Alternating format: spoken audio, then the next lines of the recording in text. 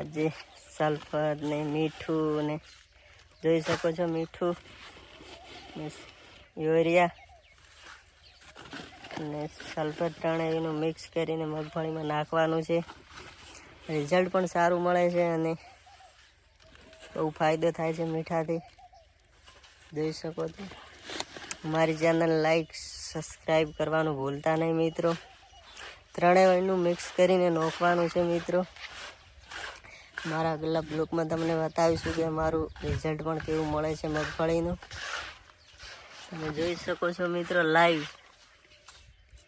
આ મીઠું છે, સલ્ફર ને યુરિયા જોઈ શકો છો મિત્રો.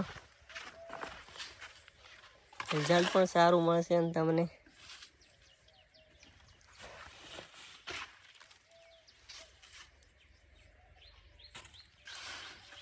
મારા આવા નવા વિડીયો જોવા માટે મારી ચેનલ લાઈક શેર અને સબસ્ક્રાઈબ કરવાનું ભૂલતા નહીં.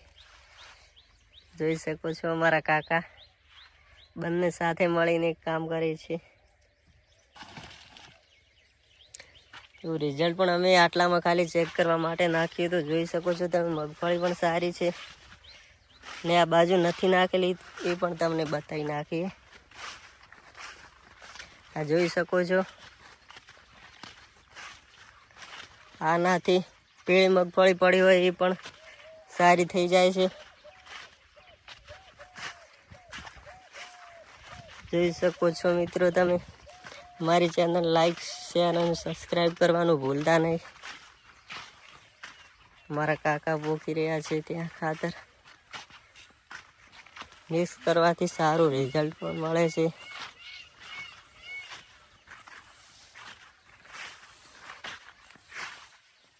સોયા પણ સારા બે છે. મગફળી જોઈ શકો છો મિત્રો. હજી સુધી તો બેઠા નથી પણ હવે બેસી જશે. 1-2 વાર નાખવાથી મગફળીનું રિઝલ્ટ પણ સારું મળે છે. બેસે પણ સારી તમે જોઈ શકો છો. આખા ખેતરમાં નાખી દીધું છે.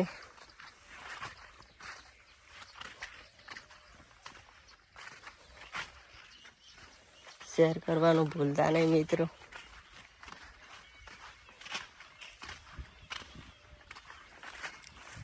જોઈ શકો છો.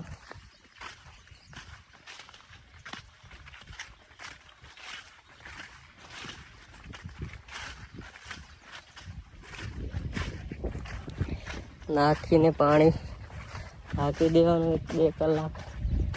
ખાતર પણ ગળી જાય. જોઈ શકો છો મિત્રો તમે. રિઝલ્ટ પણ સારું મળે છે. આ યુરિયા છે જુઓ મિત્રો. આ મીઠું છે, સલ્ફર જોઈ શકો છો મિત્રો તમે. મારા બીજા પ્લોટમાં ચેક કરવા માટે નાખ્યું તો એ પણ તમને લાઈવ બતાવી દઉં.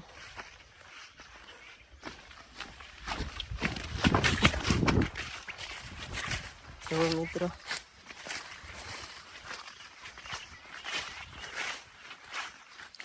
સોયા પણ સારા બે છે. મગફળી બેસવાની પણ ચાલુ થઈ ગઈ છે. જો જોઈ શકો છો મિત્રો. રિઝલ્ટ પણ સારું છે.